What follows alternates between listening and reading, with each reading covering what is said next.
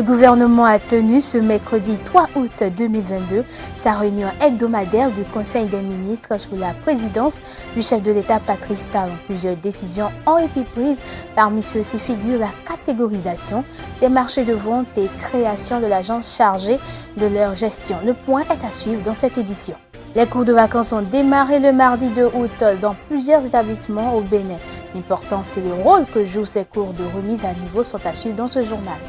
Et en interactualité, la présidente de la Chambre des représentants américaine, Nancy Pelosi, a quitté Taïwan ce mercredi 3 août au terme d'une visite historique et controversée à laquelle Pékin a répondu par des menaces et militaires.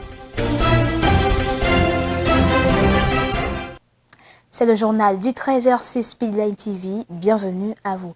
Je l'annonçais en titre, catégorisation des marchés de vente et création de l'agence chargée de leur gestion. C'est l'une des nouvelles apportées ce mercredi 3 août 2022 à l'issue de la séance hebdomadaire du Conseil des ministres. Plusieurs autres décisions ont été prises. Plus de détails avec le porte-parole du gouvernement, Wilfried Léon Ngbeji. Au chapitre des mesures normatives. Catégorisation des marchés de vente et création de l'agence chargée de leur gestion.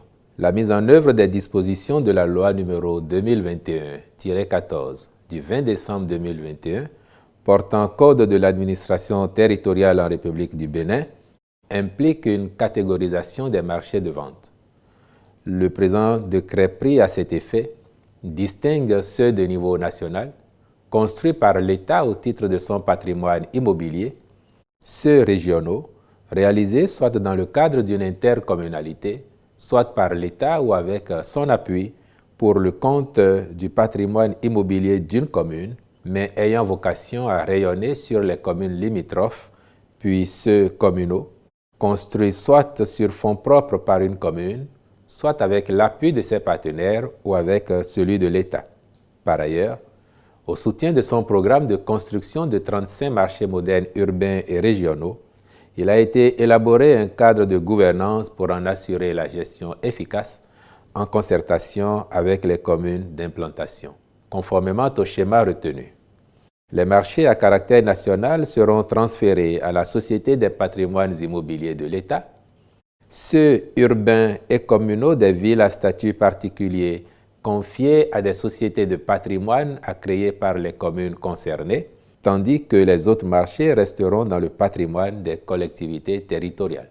Toutefois, la gestion de l'ensemble des marchés relève de l'Agence nationale de gestion des marchés dont les statuts ont été adoptés. Celle-ci est notamment chargée de la gestion et le développement des marchés dont elle a la charge, l'assistance à l'exploitation durable des marchés et équipements marchands suivant les normes établies en la matière, en concertation, le cas échéant, avec les communes d'implantation des dites infrastructures. La gestion des opérations dans les marchés en ce qui concerne l'organisation des différents secteurs, l'attribution des espaces, la collecte des redevances, la sécurité, la maintenance, l'entretien, les péages, la collecte et le traitement des déchets, la sélection des opérateurs chargés de gérer les marchés et la gestion des mandats de délégation. Dans la même rubrique des mesures normatives, ont été par ailleurs adoptés les décrets relatifs à la réglementation de l'électrification hors réseau en République du Bénin, l'approbation des statuts de l'Agence pénitentiaire du Bénin et la nomination des membres de son conseil d'administration. Rencontre ce mardi 2 août 2022 entre le ministre des Affaires étrangères et de la coopération et le corps diplomatique. Le point des actions et faits marquants de l'actualité diplomatique béninoise et les perspectives étaient au menu des échanges. Ces échanges s'inscrivent dans le cadre des rencontres périodiques avec les chefs de mission diplomatique accrédités au Bénin. L'événement important et le plus récent, c'est la visite de travail au Bénin du président Emmanuel Macron. C'est un parfait reflet du partenariat renforcé et renouvelé entre la France et le Bénin. La session annuelle du programme alimentaire mondial à Rome. Lorsque le président avait été invité pour être célébré, vous savez qu'il n'aime pas beaucoup les grandes célébrations, en tout cas, ce n'est pas sa tasse de thé, comme on dit, il a souhaité que notre pays soit représenté par Madame Talata, la vice-présidente de la République. Et ce déplacement à Rome a permis de partager notre expérience, de partager notre vision en matière d'alimentation scolaire. Et ceci a permis de réaffirmer le modèle que notre pays constitue au sein de la coalition mondiale pour l'alimentation scolaire. Le sommet des chefs d'État de la CEDEAO a décidé de nommer le président Patrice Talon, c'était le 3 juillet dernier, champion de la restitution des biens culturels. Qu'est-ce que ça veut dire? D'abord, c'est une reconnaissance. C'est une reconnaissance de la vision, de l'engagement et du rôle de pionnier du président Patrice Talon qui a abouti à la restitution historique par la France de 26 œuvres des trésors royaux du Dahomey en novembre 2021. Pour la Guinée, le président Talon a proposé son prédécesseur et ses pairs, le 3 juillet dernier, ont accepté. Et donc, M. Thomas Boni-Yaye a été désigné comme médiateur de la crise de Guinée. Et immédiatement après sa désignation, il a été félicité par le président Talon. Et j'ai été instruit, moi, pour que la machine des affaires étrangères puisse l'accompagner. Nous avons le sommet Afrique-États-Unis qui est en gestation, qui est en préparation. Je peux vous dire que le président se rendra aux Pays-Bas.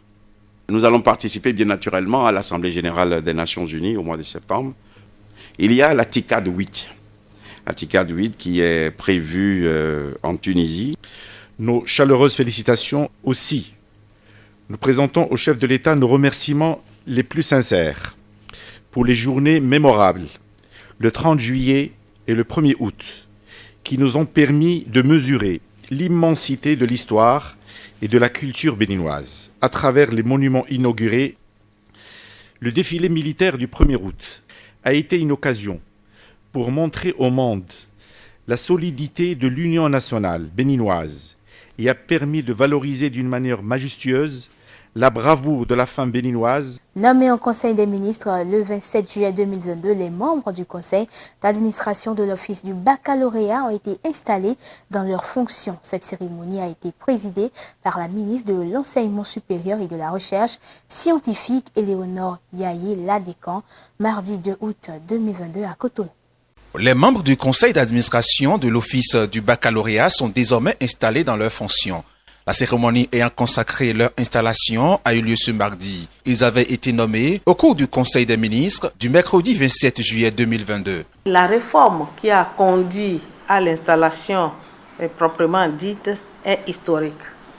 En effet, le Conseil d'administration, par son rôle, se chargera de définir la stratégie générale de l'Office du baccalauréat et de veiller sur sa mise en œuvre, de déterminer son mode d'organisation par l'adoption de son organigramme et de ses procédures. Le conseil d'administration ainsi installé se chargera de définir la stratégie générale de l'Office du baccalauréat, de contrôler l'action du directeur général et d'informer le gouvernement de ses actions à la diffusion des comptes rendus réguliers par l'appréciation du ministre de tutelle.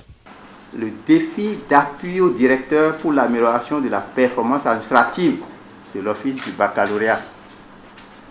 2.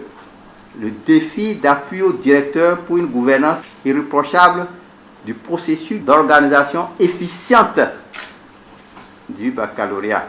Le défi d'appui au directeur pour le plaidoyer en direction du gouvernement à travers le ministère de tutelle en vue de doter l'Office d'un cadre de travail approprié. Faisant d'une pierre deux coups, la cérémonie d'installation des membres du conseil d'administration de l'Office du bac a servi de cadre de présentation des meilleurs candidats à cet examen.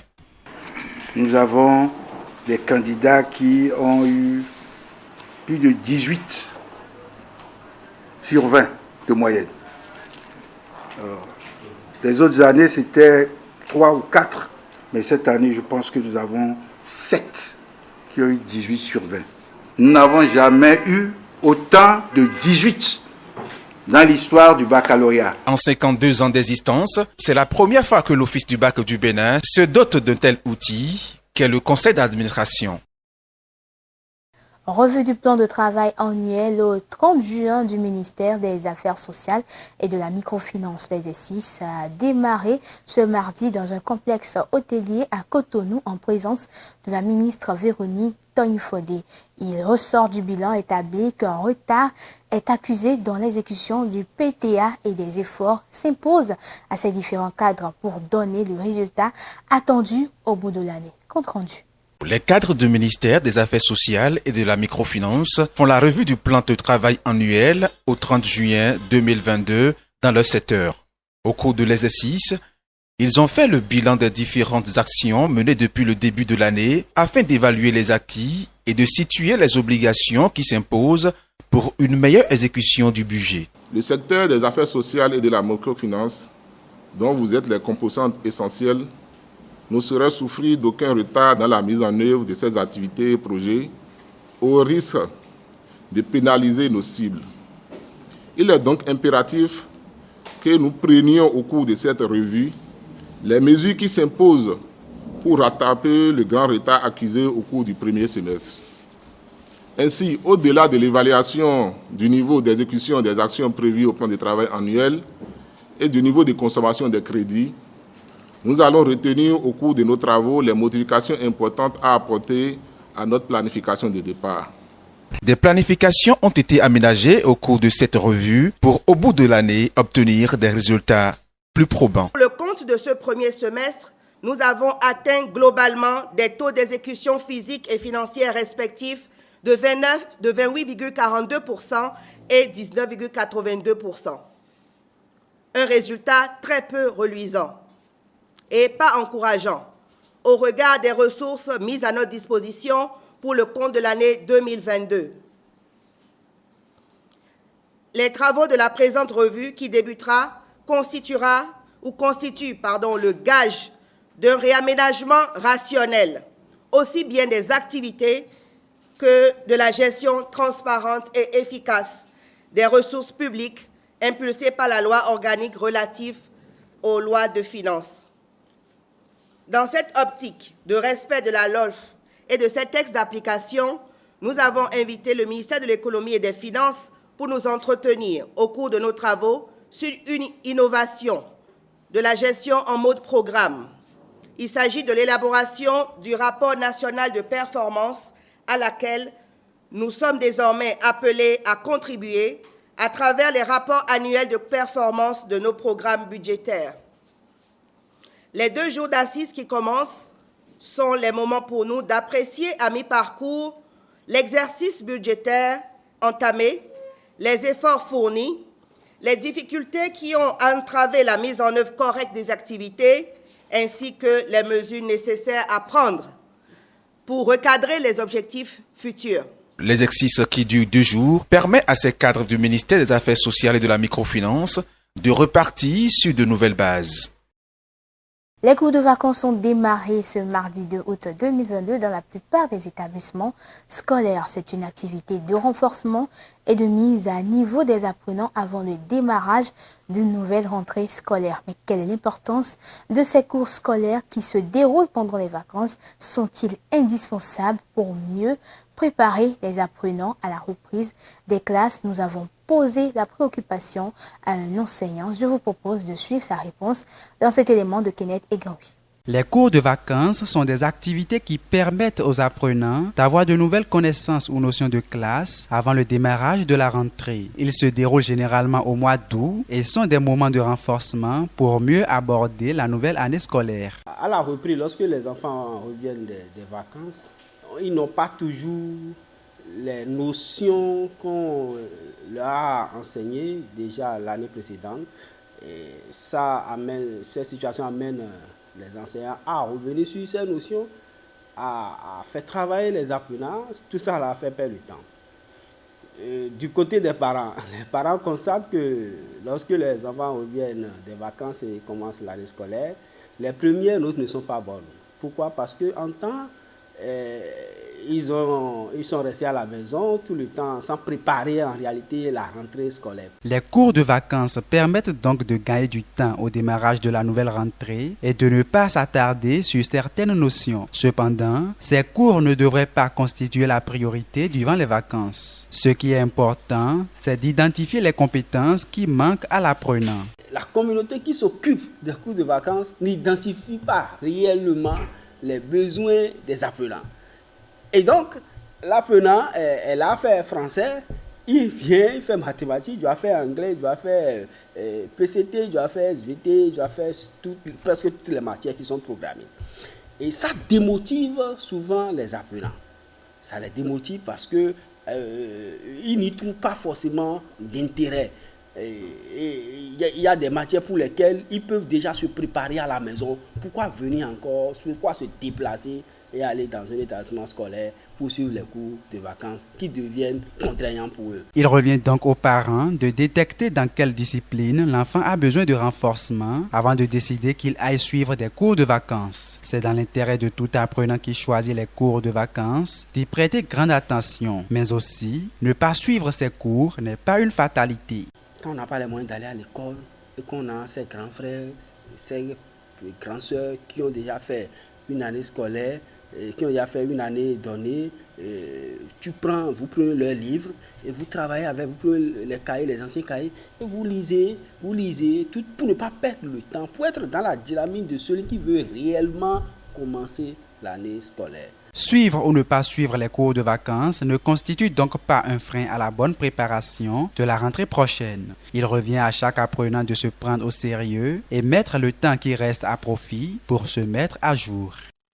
Parlant toujours d'éducation, la liste du classement des établissements par taux de réussite au baccalauréat session unique de juin 2022 a été rendue publique par le ministère de l'Enseignement supérieur. D'après la liste, parmi les 130 établissements, 10 ont enregistré 0% comme taux de réussite et 18 ont pu obtenir 100% de réussite. Quelles sont les astuces et les comportements que doivent avoir les collèges et établissements pour avoir de bons résultats? Réponse dans ce reportage. Diriger un établissement scolaire est une lourde et grande responsabilité. La soif de réussite de tous les candidats aux différents examens est l'objectif principal. Le directeur du complexe scolaire Notre-Dame de Lorette dévoile les secrets de la performance de ses apprenants aux différents examens. En tant que directeur, je réunis mon staff, surtout le censeur, et je lui indique les directives à suivre dans l'encadrement des enfants. De deux, nous avons systématiquement des évaluations, 2 évaluations par trimestre. 2 évaluations. Et en plus de ces évaluations-là, nous avons des interrogations obligatoires et nous suivons à travers les cahiers de notes. Donc les professeurs sont instruits pour rester dans cette programmation-là jusqu'à la fin du trimestre. À la fin du trimestre, nous faisons une évaluation générale, nous calculons les moyennes et à partir des moyennes calculées, nous voyons les élèves qui ont un certain niveau et les autres qui sont à encadrer. Ceux qui n'ont pas un bon niveau, on les encadre. On ne dit pas, toi, tu n'as pas un bon niveau, alors mets-toi de côté. Ce n'est pas comme ça. Il faut récupérer ceux qui n'ont pas un bon niveau. Et moi, j'ai l'habitude de dire à mes professeurs, vous n'avez aucun mérite à encadrer des élèves qui travaillent déjà. Votre mérite réside dans le fait de récupérer ceux qui ne travaillent pas. Pour les élèves de second cycle, c'est surtout à partir de la seconde. Parce que dès qu'ils entrent au second cycle, ils sont confrontés à de nouvelles difficultés. C'est à vous de les cerner ces difficultés-là et de tout faire pour les aplanir. Cependant, le manque de suivi de la part des parents est un facteur qui favorise les lacunes des candidats et empêche leur réussite. premier problème que nous avons avec les élèves, c'est que de plus en plus on constate qu'il n'y a pas de suivi au niveau des parents. Il n'y a pas de suivi quand l'élève arrive, quand il n'apprend pas ses leçons, quand il ne se met pas à la tâche. Il n'y a pas de suivi à la maison. Alors, ce que nous faisons, nous demandons aux professeurs de contrôler systématiquement les cahiers de manière périodique. Alors, lorsqu'ils le font, c'est bon. Mais lorsque ça traîne à être fait, nous-mêmes, membres de l'administration, nous contrôlons les cahiers de manière périodique. Et avant cela, nous demandons, nous informons les élèves que à tel moment, leurs cahiers seront contrôlés systématiquement. Et ils amènent tous leurs cahiers de toutes les matières et nous mettons tout le staff de l'administration. Dieu merci, nous ne sommes pas de la même matière. Donc, il y a des littéraires, il y a des scientifiques dans le staff dirigeant. Donc, nous contrôlons leurs cahiers systématiquement, classe par classe. Les élèves passent chacun à son tour et nous contrôlons les cahiers. Lorsque nous constatons qu'il y a des insuffisances, nous interpellons le professeur de la matière et nous le ramenons à l'ordre. À l'approche des examens, et c'est ça qui nous a toujours réussi, nous organisons systématiquement des cours de renforcement. Systématiquement les cours de renforcement, puisque avant les cours de renforcement, nous avons déjà fini avec le programme. Donc, les professeurs, on les prend, les professeurs spécifiques, on les trie. Ce n'est pas forcément les professeurs qui les gardent en classe. Eux-mêmes, ils interviennent. Mais on fait appel à d'autres professeurs qui sont de la maison. Et ces professeurs-là nous aident à renforcer leur niveau, à remettre ces élèves-là à l'endroit s'ils étaient égarés. Vous voyez. Donc, on fait tout pour mieux les encadrer, surtout pour déceler leurs insuffisances. Le suivi des enfants. Avoir des enseignants et professeurs de qualité pour bien cadrer les candidats, les cours de renforcement et relever les points faibles de l'apprenant font partie des meilleures solutions et astuces pouvant permettre aux établissements et collèges d'avoir de bons résultats. Nous passons à présent aux informations hors du cadre national. Le Parti congolais du travail PCT du président Denis Sassou Nguesso a remporté 111 sièges sur les 151 de l'Assemblée nationale du Congo à l'issue des 2 tours des élections législatives selon les résultats publiés mardi par le ministre de l'Administration du territoire. Ces scrutins ont été marqués par une faible affluence des votants selon des observateurs. Les autorités n'ont pas donné le taux de participation à cette élection législative. À l'issue du second tour des législatives, le parti présidentiel congolais a confirmé sa victoire. Le PCT a remporté 111 des 151 sièges que compte l'Assemblée nationale selon des résultats officiels. Au terme du second tour, le parti a ajouté 9 sièges aux 102 sièges gagnés au premier tour. Près de 2,9 millions d'électeurs étaient appelés à élire leurs députés, mais malgré une campagne électorale importante, les scrutins ont été marqués par une faible affluence des votants. Les autorités n'ont pas encore donné le taux de participation à cette élection législative. Ancien parti unique, le PCT du président Denis Sassou Nguesso comptait 101 députés dans l'Assemblée sortante. Avec cette victoire électorale, le parti confirme sa domination sur le Parlement. L'Assemblée nationale congolaise doit désormais se doter dans les prochains jours d'un bureau.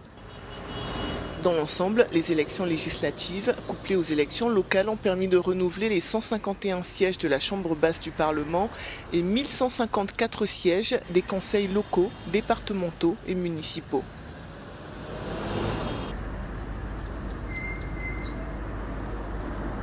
Une délégation militaire s'est rendue à Béni, au nord-est de la RDC, 2 jours après que les casques bleus ont ouvert le feu à un poste frontière. Le président Félix Tshisekedi a dit partager sa totale désapprobation du comportement des casques bleus et a dit au secrétaire général que les coupables de la violence devraient être sévèrement punis. Une délégation militaire congolaise s'est rendue à Béni, au nord-est de la République démocratique du Congo ce mardi, 2 jours après que les casques bleus ont ouvert le feu à un poste frontière avec l'Ouganda. Le gouvernement ne peut pas abandonner son peuple. C'est pour cela que je suis là avec vous et les autres, en attendant qu'on puisse suivre leurs soins appropriés ailleurs ou bien à Béni, selon la réquisition du médecin. Dimanche, des casques bleus de retour de congé en Ouganda ont ouvert le feu avant d'ouvrir la barrière et traverser la frontière congolaise au poste de Kassindi à Béni. Au moins 2 personnes ont été tuées et 15 autres blessées. J'étais près de l'avenue de l'hôtel quand la MONUSCO est arrivée et a commencé à tirer sur les gens. Ils ont tiré sur n'importe qui. On m'a tiré dessus alors que je me cachais. J'essayais de voir ce qui se passait. Les manifestants accusent les casques bleus d'inefficacité dans la lutte contre les groupes armés présents dans l'est du pays. Lundi, Félix Tshisekedi a présidé une réunion de crise. L'objectif, réévaluer la présence de la MONUSCO en RDC. Les casques bleus sont venus de l'est et comme ils venaient de passer à la barrière de la DGM, alors il fallait qu'ils traversent la barrière de la DGDA et après ça, après l'ouverture de la barrière, et même se sont donné le courage de passer et entrer dans la cité. Et là, ils ont commencé directement à tirer sur la population qui était en colère de l'entrée de ces casques bleus au niveau de Kassindi. Selon les autorités congolaises, au moins 36 personnes sont mortes dans les manifestations anti-MONUSCO qui ont débuté le 25 juillet dernier. Toujours en RDC à Goma, des dizaines de personnes ont participé mardi à une veillée dédiée aux victimes des manifestations anti-MONUSCO. Face à la contestation, le gouvernement du président Félix Tshisekedi réévalue la présence des casques bleus de l'ONU en RDC. Une réunion avec la mission dont la date n'a pas encore été fixée devrait être organisée afin de discuter d'un possible retrait. Des dizaines de personnes ont participé à une veillée à Goma mardi pour rendre hommage aux 36 personnes tuées la semaine dernière lors des manifestations contre la mission des Nations Unies dans le pays, la MONUSCO. Des membres de la société civile et des personnalités politiques ont demandé à ce que la justice soit appliquée au Congo et à l'extérieur contre ceux qui ont tué les manifestants. Nous sommes en train de faire un certain rapprochement avec le mémoire de toutes ces victimes qui sont tombées innocemment, qui sont tombées de manière ignoble et cruelle. Et voilà la raison de notre deuil ce soir. Et nous pensons que la justice doit être faite au niveau national et au niveau international parce qu'effectivement nous devons reconnaître qui sont les auteurs, qui sont les coupables pour qu'ils soient jugés et condamnés. Face à la contestation, le gouvernement du président Félix Tshisekedi réévalue la présence des casques bleus de l'ONU en RDC. Une réunion avec la mission, dont la date n'a pas encore été fixée, devrait être organisée afin de discuter d'un possible retrait. Nous ne voulons pas de cette MONUSCO au Congo parce qu'on ne va pas continuer à raconter les nombres de nos compatriotes tués chaque jour. Et pourtant, il y a les groupes armés qui sont là, il y a les forces étrangères en RDC. Encore la MONUSCO aussi s'ajoute pour continuer à nous tuer. Non, on dit non par rapport à ça. Moi, je dis non. Les manifestations se sont intensifiées après que des casques bleus ont ouvert le feu sur des civils, tuant 3 personnes à Kassindi, un poste frontalier avec l'Ouganda, en début de semaine. D'autres personnes ont été tuées dans les villes de Goma, Butembo, Uvira et Kanyabayonga dans l'est du pays. La représentante de la Chambre des représentants américaine, Nancy Pelosi, a quitté Taïwan ce mercredi 3 août au terme d'une visite historique et controversée à laquelle Pékin a répondu par des menaces et militaires. Elle a salué les dignitaires taïwanais sur le tarmac de l'aéroport de Songsan et Taipei avant de monter à bord d'un avion militaire américain qui a décollé à 11h. C'était une visite historique et controversée. Moins de 24 heures après y avoir atterri, la présidente de la Chambre des représentants américaine, Nancy Pelosi, a décollé de Taïwan ce mercredi. Selon l'ancien président du Conseil de sécurité de l'ONU, Kishore Mahbubani, cette visite risque surtout de mettre en péril la paix fragile dans la région. Ce qu'elle fait, c'est attiser les tensions sur une question très sensible, à savoir la problématique de Taïwan. Je pense que la visite de Nancy Pelosi n'a fait qu'empirer les choses. Nous devons donc essayer de préserver la paix et le calme dans le détroit de Taïwan, et c'est ce que veulent tous les États asiatiques. La meilleure façon d'y parvenir est de s'en tenir au statu quo, et ainsi la paix sera préservée. En réaction à cette visite, Pékin a déployé ce mercredi une série de sanctions commerciales contre Taïwan, ainsi que des exercices militaires près de l'île. Depuis l'arrivée au pouvoir en 2016 de l'actuelle présidente issue d'un parti pro-indépendance, Pékin augmente sa pression sur Taïwan. Ainsi donc se referme ce 13h. Merci à vous de l'avoir suivi et surtout retrouvez-nous également sur tous nos canaux digitaux YouTube et Facebook. Bon après-midi à vous.